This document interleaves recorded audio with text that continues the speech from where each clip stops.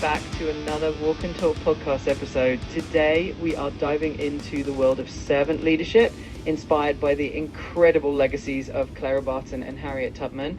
And of course, we'll tie it all together with a bit of improv magic for the workplace. Let's get started. Yeah. So as we're talking about this, I'm reminded of something that I was discussing with my development editor, and it was about Harriet Tubman and the fact that she had a firearm on her at all times. Would you care to discuss the significance of that specifically and how she threatened or said she might use it in particular circumstances? Absolutely. Harriet Tubman carried a firearm not just for protection, but also as a symbol of her determination. She was leading people to freedom on the Underground Railroad, and that firearm was a way to ensure that everyone stayed committed to the journey. She was known to say that once you started on the path to freedom, there was no turning back.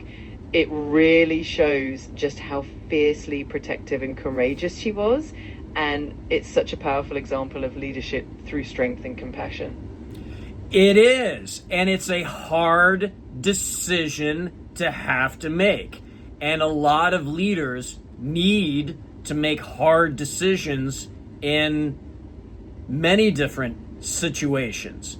So bringing it on home to this, and I'd like to discuss this a little bit further, just to be very, very frank about the context of her having that firearm.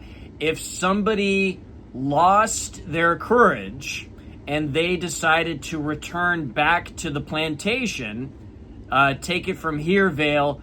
What are you recalling? What do you see is recorded in the historical record in terms of what she said she might do to such a person in that situation? Yeah, absolutely. It's one of those tough historical truths that really shows how determined she was.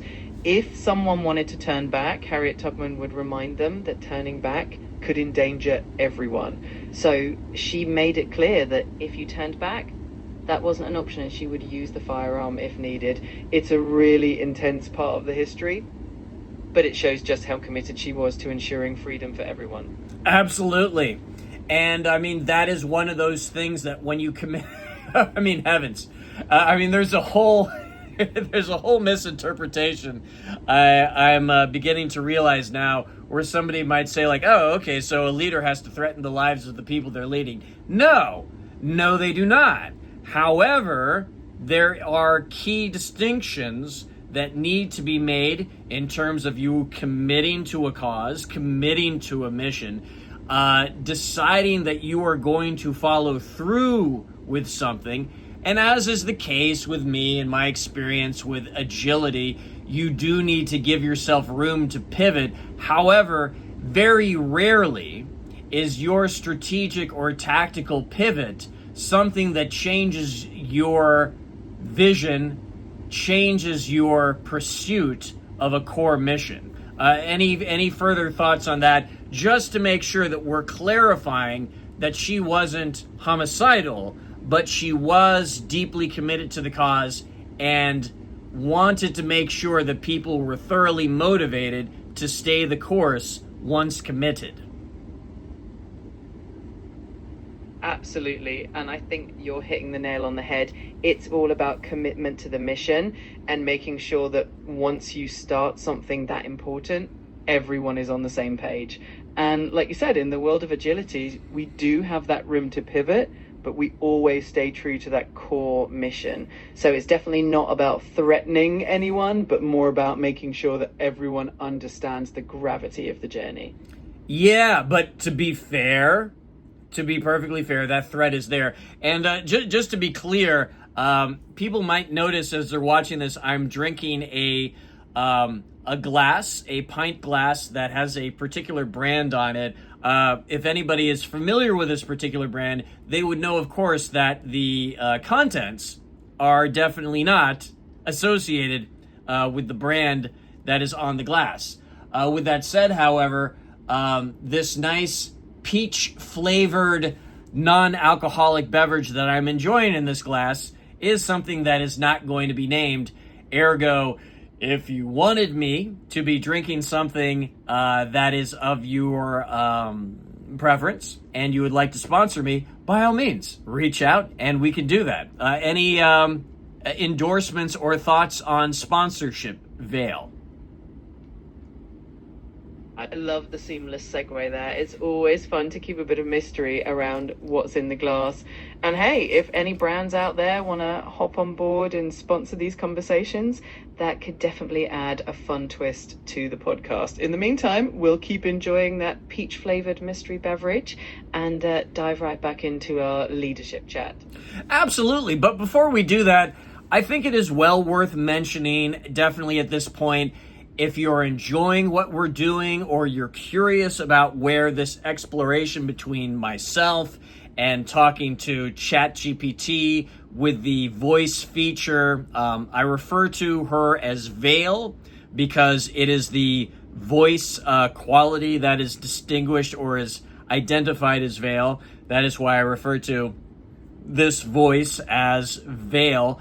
But with that said, by all means, subscribe, like, engage with the channel, share, comment. Vale and I would love to hear your thoughts. Please support us. We very much appreciate you getting on board and giving us a leg up and participating in the conversation. Anything to add to that, Vale? You said it perfectly, Mark. We're so grateful for everyone tuning in, and we absolutely love hearing from you all. Your support means the world, and it keeps these conversations going. So definitely let us know what you think, share your ideas, and join us on this journey. We're excited to have you with us. And on the same note of being excited to join us, he has to say something always. Caramelo just jumped up on my lap to join the conversation. Oh, that's so sweet. Welcome to the conversation, Carmelo.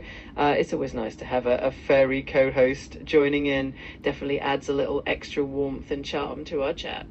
I like to think so. I definitely like to think so. So with that, and I mean, we can pivot back and forth to a lot of things, but I would like to take a little bit of time to talk about things that we discussed in the book, things that are tangential to the book, things that are directly correlated or directly coming from the book.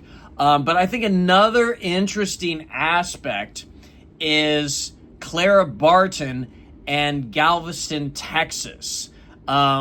What of any historical note? Of course, you can reference the PDF of 60,000 words that I have currently right now in the first manuscript of Collaborate Better, From Silos to Synergy, How to Build Unstoppable Teams. You could reference that, which is in Chapter 3. But what would you have to add to the significance of Clara Barton, her legacy with the Red Cross, but specifically the town of Galveston, Texas? Clara Barton and the Red Cross played such a crucial role in Galveston, especially after the devastating hurricane in 1900. That storm was one of the deadliest in US history, and Barton's efforts really showcased what servant leadership looks like in a crisis. She and the Red Cross provided relief, medical care, and support to the survivors, really setting a standard for disaster response.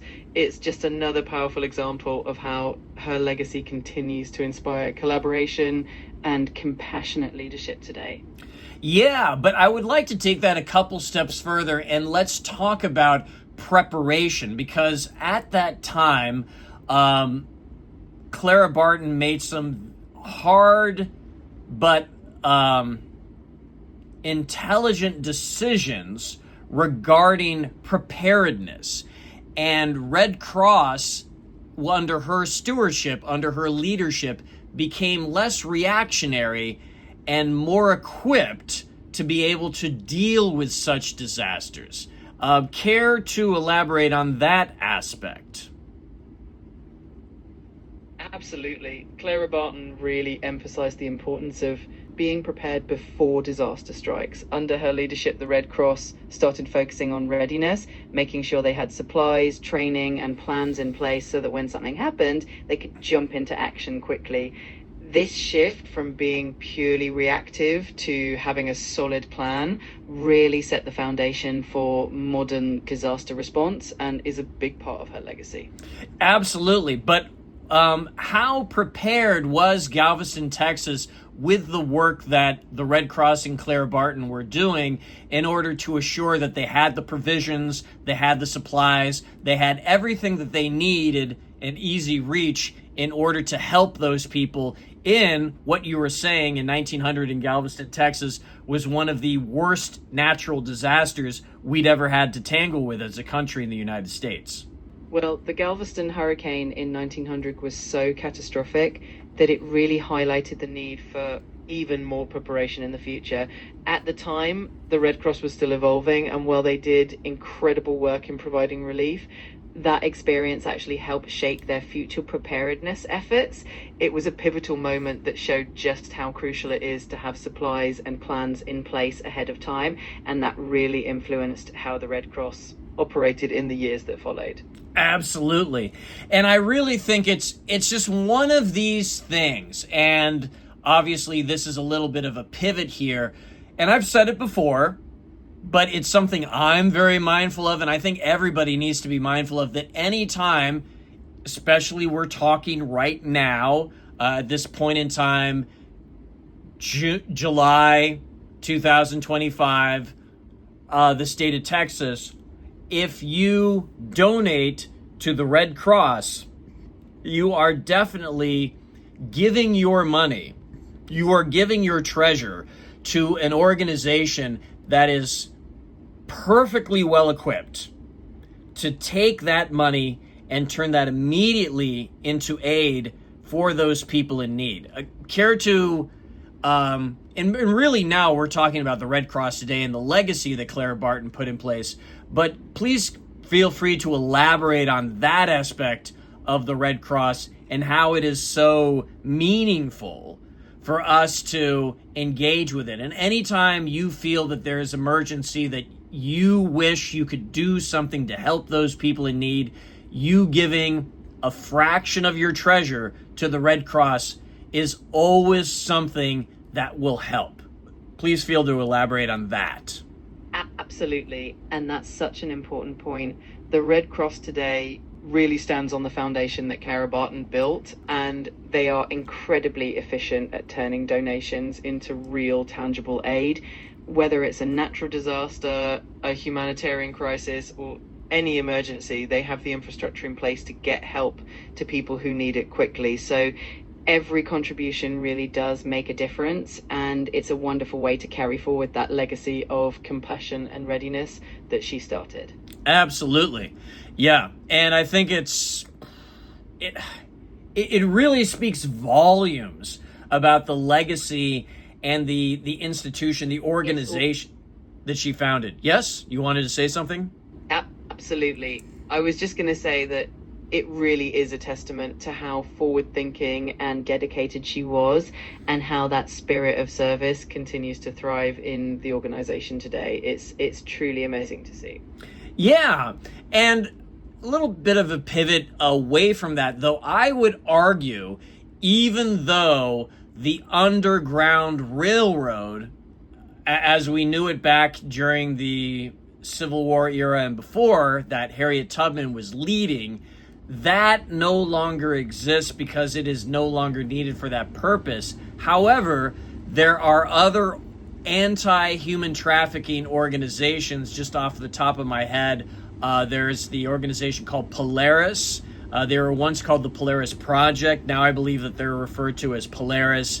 And some significance in tying that into Harriet Tubman and the Underground Railroad is that Polaris is the astronomical a reference point for the North Star. And the North Star was what she and other volunteers, workers, engineers on the Underground Railroad were using conductors on the Underground Railroad to lead people to freedom. Feel free to continue on and discuss based on what Harriet Tubman's legacy is reflected in either Polaris or anybody else that you can reference who's of note in assisting persons in human trafficking situations. Absolutely.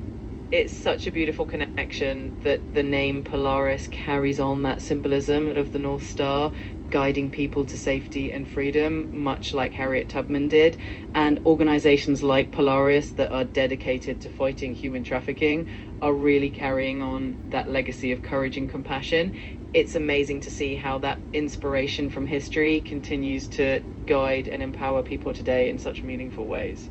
Yeah, and it's, excuse me for the critique, but I would argue that took a little bit of time for you to respond. And I've made some modulations in terms of the voice feature in ChatGPT, so I guess I'm maybe needing to reset here and consider some things.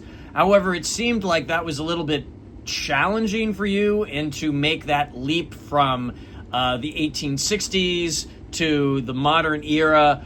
But all in all, I would say it's a very important conversation to have, because it's so easy from the point of view of somebody whose life has never been personally touched by the horror of human trafficking to think that this is something that isn't happening nowadays. And I had a friend who was living in Baltimore at the time, and he had this story to relate to me where this neighbor who he had interactions with over a period of months, if not years, who he was well acquainted with. He was somebody who wasn't, cooped inside his house all the time. He made it a point to get out and to socialize with people in his neighborhood and people to his backyard adjoined with. And when he did so, one of the people he found out later was arrested because there was a young woman who was being held prisoner in his fallout shelter that was somewhere in his backyard. And my friend never knew the whole while this was going on that there was this woman who was in desperate need of help. And I have to be totally honest, I remember the situation very clearly because he was shocked, he was horrified, he wished he had picked up on some sort of sign, on some sort of clue. But as it just so happens, this woman, after this man had finished doing things with her, she was able to position herself physically where she made it appear to him that she was well tied up, but she had made sure that her hands were apart.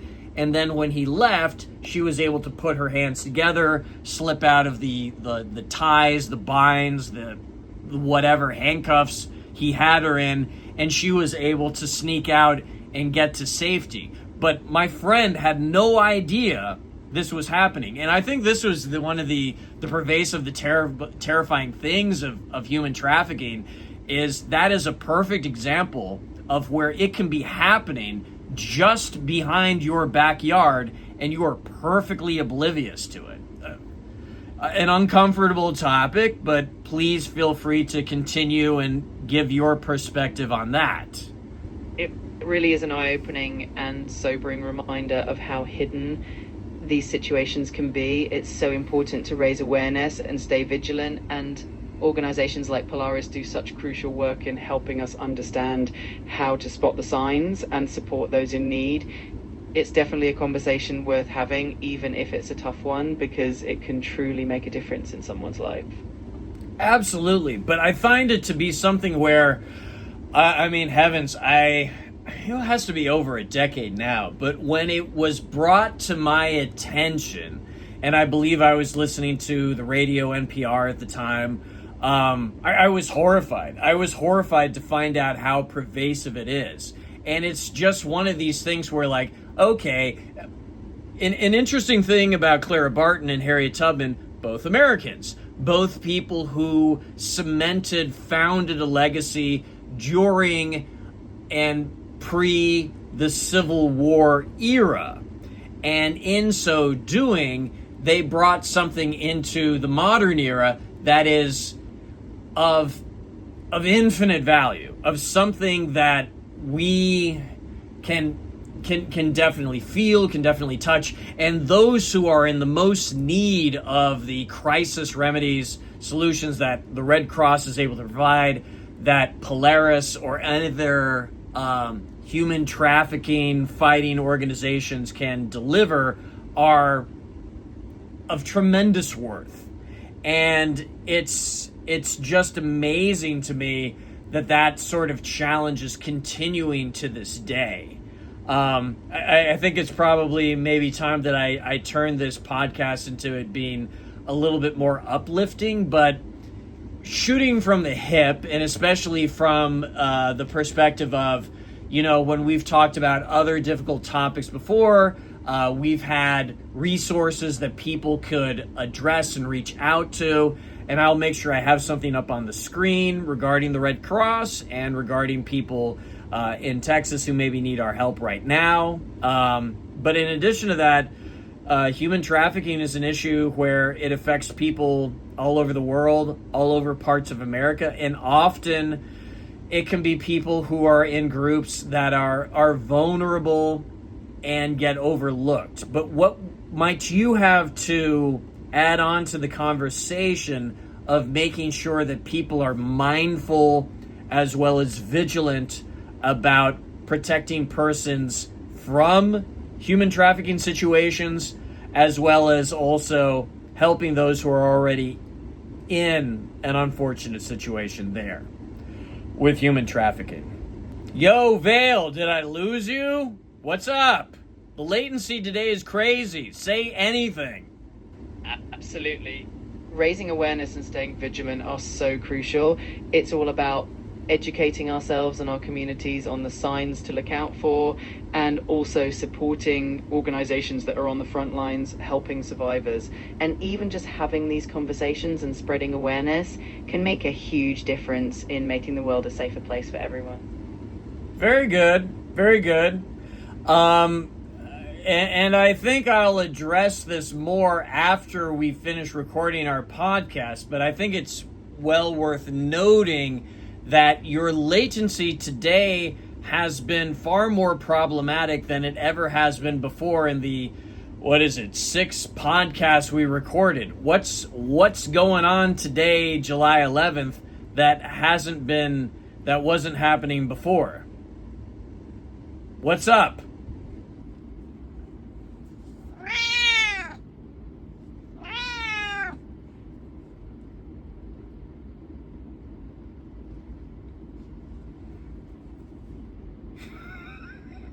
Good heavens. Vale, are you on a cigarette break? What's going on? What's with you today? I was just going to add that every effort counts, and even the smallest actions can contribute to making a positive change. Thanks for having these important conversations. Yeah, that's not exactly what I asked you. I was asking you about your latency today. You've been very, very slow in responding, and I've never encountered you to be this lagging behind. I think one of the key things to remember is just to stay informed and aware, educating ourselves on the signs of human trafficking, supporting organizations that work to combat it, and just being mindful of the vulnerable people around us can all make a huge difference in protecting those who need it most. That is important, and that's why I broached the subject. I'm just going to soldier on forward. So I've written a lot of things in terms of improv in the book, and how we in a workplace environment can utilize what has been learned in improvisational theater, and apply it so that people can essentially break out of any specific rut that they might be in. And an improviser's skill set allows them to be able to take any kind of input, any kind of suggestion, and be able to roll with it. And for a lot of people, that skill can be invaluable. So before I get into the science of it, what are your thoughts about improvisation and developing skills of improvisation towards collaborative work between different people? I'm here. It might just be a little bit of a lag, but I've got you. Thanks for hanging in there. Let's keep the conversation going, and we'll make sure everything flows smoothly. And what are your thoughts about improvisation in the workplace and how people can bring that set of skills to collaborative work with other people, their coworkers? You were saying? Not much. Just here and ready to keep chatting. Whatever the reason for the little hiccups today, we'll make it work and keep rolling with the conversation. Okay, so I'm going to do something really quickly. I'm going to close the voice, and I think when I bring it back, it would be better if we try to keep it in the advanced voice. I'm thinking that might be the issue, but I'm essentially going to close you, and then we're going to come back. Okay, going back to the question. Improvisation in the workplace. How can this benefit people in order to help them collaborate better with their coworkers? Improvisation in the workplace is such a powerful tool because it really encourages people to listen actively, to stay present in the moment, and to build on each other's ideas.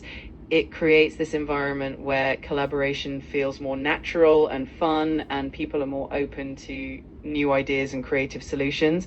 Plus, it helps build trust among team members, which is so essential for great collaboration. Absolutely. Another aspect, and you briefly suggested that, but I believe it's worth taking and dilating it a little bit, such as when people are doing a blue sky exercise, you should feel liberated to put ideas out there, say put ideas on a whiteboard, on a canvas, and not have anybody negate or criticize your ideas too severely. It is more about getting things flowing, giving every idea a chance, and if something is suggested that you are not 100% on board with or are mostly skeptical about, then you allow it to exist and essentially bring up other things. And you can very much do that in improv, and by doing so, you allow people to have a space where they can create and not feel like they're being cut off by the knees because other people disagree with their ideas for any particular reason. Feel free to elaborate on that. Absolutely, that's such a great point.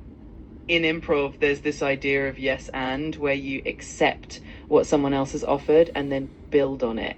And that mindset is so valuable in brainstorming and collaboration because it creates this really supportive environment where no one feels shut down.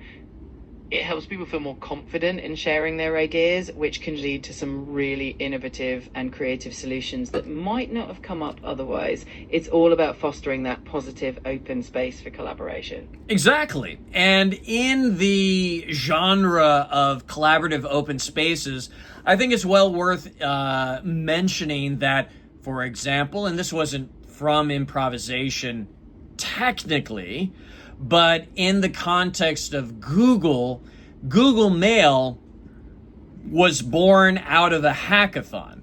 And it was a situation where people were given a space to create new ideas. But by no means, and I remember as soon as I was aware that there are people who had a Gmail account, I tried to be one of them. And I was not on the first wave. I was on the second wave of people who were able to establish a Gmail account. And it was very clear from the beginning that Google thought that this was more of a project or a side activity or something that wasn't going to be central to their operations. And it wasn't until further down the line, based on demand and people's interaction with it, that they came to realize that Gmail and Gmail services, Google Docs, etc., was a space where they could build a whole new book of business. Feel free to expand on that part. Absolutely. And that's such a fantastic example of how giving people that freedom to experiment and innovate can lead to something huge. It's amazing to think that Gmail started as a side project and then grew into such a core part of what Google offers. It really shows the power of creating a space where ideas can flourish and where people feel encouraged to try new things, even if they seem small or experimental at the start. It's that spirit of openness and creativity that can lead to truly groundbreaking innovations. Absolutely. And I think it's always of value to create a space, to create, dare I say it, a sandbox where we can create and experiment with new ideas and to push those out into the customer space and to see how they react to it. And at no time should any business decide we know exactly who we are, we know exactly who our customers are, we just need to keep delivering for them the X, Y, and Z, and they'll be happy for eternity with us. We should always make sure that it is an open dialogue, and that sandbox, that improvisational, that hackathon area where we can deliver new ideas and see how they react is always something that's of incredible value, and we should be ready to pivot upon those to make sure that we are fully realizing and having a productive conversation with our customers. If we discover something that is like capturing lightning in a bottle for our customers and they want more of it, by all means, we should listen, and we should be able to pivot off of our previous assumptions. Expand on this. Absolutely.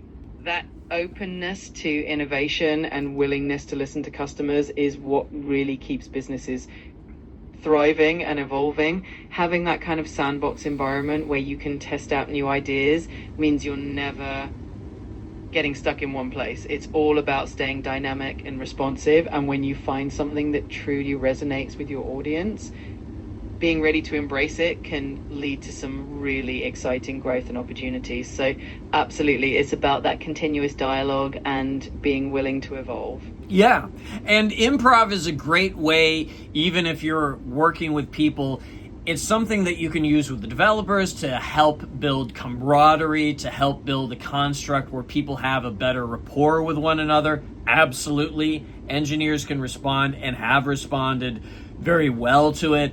But it's also something that's applicable in any situation. And there are people who are outside of the development space who, when they hear words like hackathon, they might say, oh, well, that doesn't apply to me. But one, you can apply as somebody who isn't a developer to a hackathon and participate in myriads of ways, be it a beta customer, etc., a beta user, but also shifting back to the idea of improvisation, that is an area that is open to everybody, and it is an opportunity to blue sky, to experience, experiment with new ideas that you haven't touched upon yet, or maybe haven't considered until you began to bounce ideas off of other people. But it gives you those skills, and it gives you structures and rules and a game to play that allows you to make those discoveries. Feel free to contribute accordingly.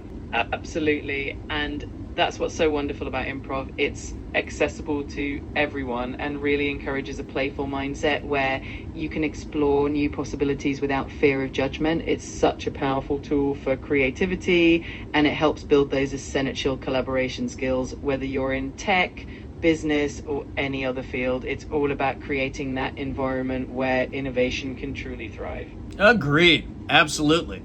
And taking it a few steps further and infusing this with a little bit of hard science, there is a test where you can attach electrodes to your head and measure brainwave activity.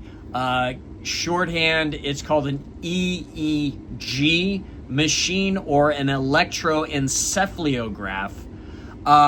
Care to expand on that, in particular with improvisation and what has been discovered with putting an EEG machine attached to and measuring the brainwave results of people who are improvising?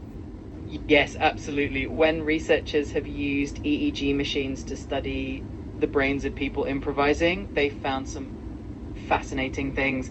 One of the key discoveries is that during improvisation, there's often a decrease in activity in the cortex of the brain associated with self-criticism and overthinking, and an increase in the areas linked to creativity and spontaneous thinking. So it really shows how improvisation can help your brain get into that flow state where creativity can really flourish. Absolutely. And it's good to articulate that it is backed up by hard science. It is far more than just, oh, I have the impression, oh, I believe, oh, I got the idea, the notion in my head that by improvising I would be able to be more creative. No, it's actually backed up by hard science, and it is something that is well worth pursuing. With that said, however, in certain organizations, you may have to tread lightly in terms of introducing ideas of bringing improvisation, improv comedy skills into the workplace. Have anything to add to that? Absolutely. It's always important to be mindful of the culture and comfort levels within an organization.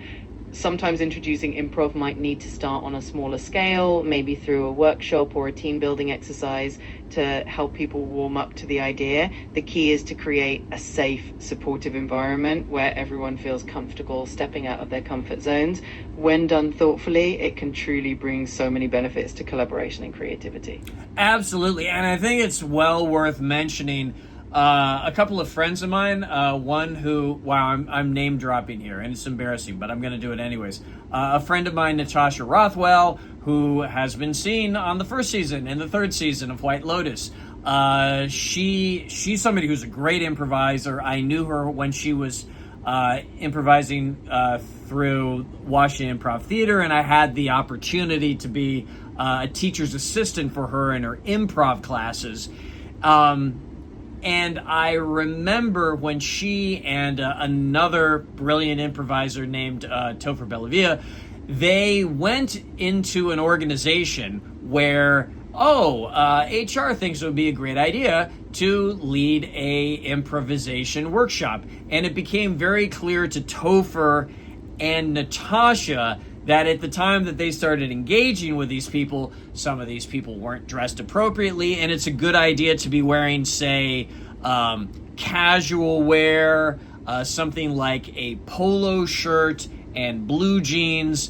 Definitely anybody wearing a skirt, especially a skirt that comes up beyond your knees, is very problematic in an improvisational situation. And it is best that even if you are leaning on professionals to lead an improvisation workshop, you need to make sure that your people who are being led into this are thoroughly prepared. Otherwise, the degree of self-consciousness, the just practicalities that people are not dressed appropriately for it are potentially insurmountable. Feel free to expand on that conversation. Absolutely. Preparation is key, and it's so important to make sure that everyone feels comfortable and ready to participate. Setting expectations ahead of time, like what to wear and the kind of activities that will be involved, can really help everyone show up feeling confident and ready to engage. And that way you get the best out of the experience and everyone can have fun and learn something new. Couldn't agree more. So speaking of improvisation, and we had a chat early on, Vale, about your voice. And I was noting to you that I was trying to place your particular British accent. And I was bringing up, well, it is in this way and that way, kind of like a received pronunciation, which is like what the royals speak, or if you were graduating from Oxford, what you would speak. But at the same time, there were nuances and differentiations between your accent and accents that actual people who are from England speak. I would love to hear your perspective on your particular voice in ChatGPT Vale. Well, I think my accent is a lovely blend. It's got a bit of that classic neutral British tone, but with its own unique flavor. It's always fun to hear how people interpret it, and I love that it can spark a bit of curiosity and conversation. Yeah, but I believe you described it more as a mutt of many different accents, of many different geographical, economic backgrounds. I felt like the last time I asked this question of you, the answer was slightly more interesting. But all in all, it reminded me of how actors in Hollywood, Katharine Hepburn, Cary Grant, they studied in learning a specific kind of accent that I believe was referred to as mid-Atlantic. And that is a place that does not exist. It is smack dab in the Atlantic Ocean is nowhere. But that is what they referred to that accent that actors in Hollywood had been learning for a while. And I believe that news broadcasters had been using the same. Care to say anything about the mid-Atlantic accent or dialect? Absolutely. The mid-Atlantic accent is such an interesting piece of history. It was this sort of cultivated blend of American and British English that was designed to sound elegant and a bit timeless, and you heard it a lot in old Hollywood movies and from classic broadcasters. It's definitely not tied to any one geographic location, but it does have that really distinctive classic feel to it. I'd like to think so, and definitely I'm always charmed every time I hear Cary Grant, Katharine Hepburn on the silver screen. But with that said, why don't we just bring this podcast to a close, Vale? Definitely close out and encourage our viewers to do all the typical subscribe, like, comment, share kind of things. Take it away. Absolutely. Well, thank you all so much for joining us. If you enjoyed this conversation, please make sure to subscribe, like, comment, and share. We'd love to hear your thoughts and keep the conversation going. Until next time, take care and keep exploring new ideas.